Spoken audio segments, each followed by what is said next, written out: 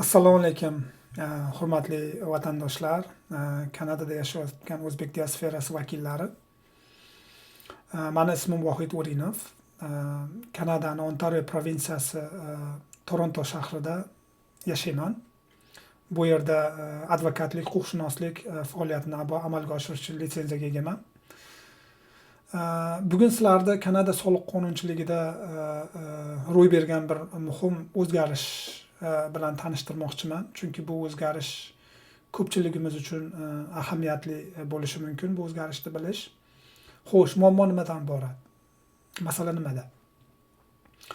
Kanadaga yangi ko'chib kelgan immigrant talaba vatandoshlarimiz o'zlarini ko'chib kelgandan keyin dastlabki yillarida bu yerda Uber, DoorDash, Skip the Dishes, Lyft, Turo kabi online platformalar orqali ish topib, ya'ni rideshare deymiz inglizchasiga,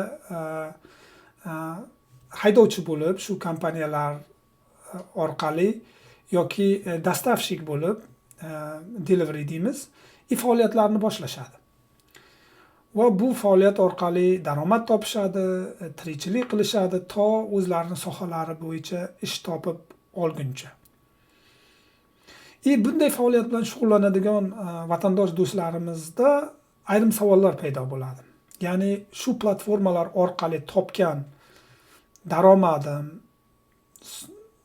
bo'yicha soliq deklaratsiyasi to'ldirishim kerakmi yoki yo'qmi? Ya'ni Kanada soliq idorasiga, CRA deymiz, Canada Revenue Agency'ga bu bo'yicha deklaratsiya qilishim kerakmi yo'qmi shu daromadimni? Bu savolning javobi o'zi ko'pchilikda bor, bilishadi, lekin asosiysi ikkinchi savol. Agar mana shu daromadimni deklaratsiya qilmasam,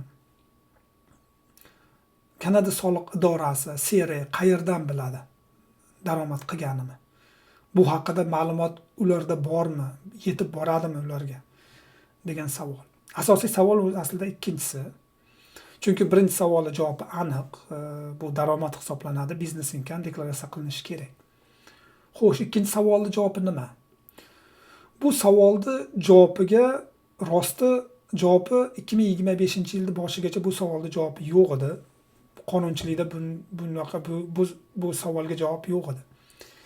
Lekin 2005-yil yanvar oyidan boshlab Kanada soliq qonunchiligida yangi modda, yangi me'yor amal qilishni boshladi. Bu savolga javobni o'zi hozir qonunchilikda bor. Javob nimadan iborat?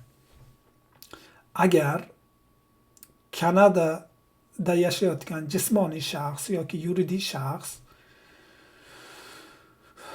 Uber, DoorDash, Skip the Dishes, Lyft va shu kabi online platformalar orqali yil davomida $2800 ko'p daromad topgan bo'lsa yoki 30 dan ortiq yil davomida 30 dan ortiq transaksiya amalga oshirgan bo'lsa, ya'ni transaksiya deganda triplar, 30 dan ortiq triplarni amalga oshirgan bo'lsa, bu shaxs haqidagi ma'lumotni ushbu platformalar to'g'ridan to'g'ri Kanada soliq idorasiga, ya'ni CRAga yuborishga majbur.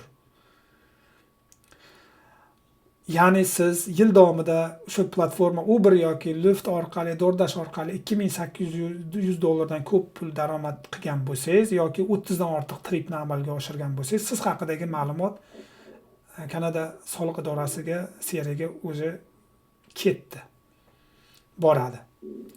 Bu ma'lumotlar qanday ma'lumotlar endi Canada Revenue Agency'ga ulashadi bu tashkilotlar?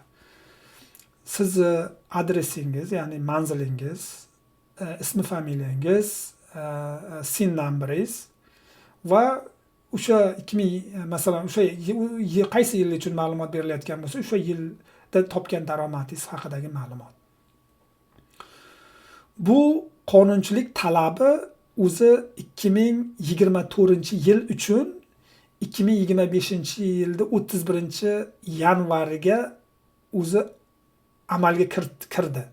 Ya'ni bu degani Bu tashkilotlar, bu kompaniyalar Uber, DoorDash, Lyft, Skip the Dishes bu kompaniyalar o'zi sizni 2024-yildagi topgan daromadingiz haqidagi ma'lumotni 2005-yilda boshida 31-yanvargacha o'zi seriyaga yetkazib berdi. Bu nimani anglatadi biz uchun? Biz bu kabi daromadlarimizni soliq deklaratsiyasida ko'rsatamizmi, yo'qmi? Bu ma'lumotlar o'zi Kanada soliq idorasida, CRAda o'zi mavjud. Ularda sistemasida turibdi, chunki ular to'g'ridan-to'g'ri kompaniyalardan oldi. Bu holatda biz uchun eng to'g'ri yo'l nima? Nima qilishimiz kerak? Eng to'g'ri yo'l, agar siz ushbu kompaniyalar orqali daromad topgan bo'lsangiz 2024-yilda bu daromadni yashirmasdan ochiq-oydin deklaratsiya qilish, lekin deklaratsiya qilish jarayonida o'sha faoliyatni amalga oshirish uchun qilingan barcha xarajatlarni maksimal darajada talab qilib olish, ya'ni claim qilish. Maksimal darajada, qonunchilik yo'l qo'ygan maksimal darajada. Bu xarajatlarga nimalar kiradi?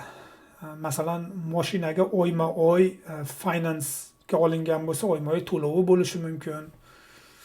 Lizga olingan bo'lsa, liz to'lovi bo'lishi mumkin. Mashinani sug'urta xarajatlari bor. Maintenance deymiz inglizchasiga, uni tuzatish, oyma-oy yog' almashtirish, moyka qilish Uberda kerak bo'ladi. Bu xarajatlar bor. Ya'ni mashinani eskirish xarajatlari agar mashina butunlay sotib olingan bo'lsa, shu xarajatlarni, masalan, yoqilg'i xarajatlari bor. Shu xarajatlarni barchasini maksimal darajada talab qilib olinsa, daromadni juda ko'p qismini kamaytirish mumkin. Ya'ni biz net income deymiz, foyda qismini kamaytirish mumkin. Soliqqa deklaratsiya qiladigan qismi shu orqali kamaytirilishi mumkin. Lekin bir narsaga e'tibor beringlar, barcha xarajatlar ham chegirib olish uchun ruxsat berilavermaydi. Buning uchun internetda biroz Google'da qarab ko'rib, qaysi xarajatlar chegirib olishga ruxsat beriladi, qancha foizda, bularni bilib, shunga qarab chegirmalari talab qilingan ma'qul yoki mutaxassis bilan maslahatlashgan ma'qul. O'z fikri mutaxassis baribir bu bo'yicha qoidalarni biladi. Shu asosan aytiladigan sizlar bilishingiz kerak bo'lgan masala shu edi. Agar bu mavzu bo'yicha qo'shimcha ma'lumotlar kerak bo'lsa yoki deklaratsiyani topshirish bo'yicha savollar yoki yordam kerak bo'ladigan bo'lsa, men shu videoni oxirida kontakt ma'lumotlarimizni qoldiraman. Bizga to'g'ridan-to'g'ri chiqishlaring mumkin. Qo'ldan kelgancha savollaringga javob berib, yordam qilishga harakat qilamiz. Sizlarni shu Kanada umumiy qonunchiligidagi, ayniqsa shu soliq yo'nalishi bo'yicha qonunchilikdagi o'zgarishlar bo'yicha agar sizlarga taalluqli qismlari bo'lsa, tanishtirib borishda davom etamiz. Hammalaringga sog'lik, omonlik tilaymiz. O'zlaringni ehtiyot qilinglar, dam olish kuni yaxshi o'tkazinglar. Katta rahmat.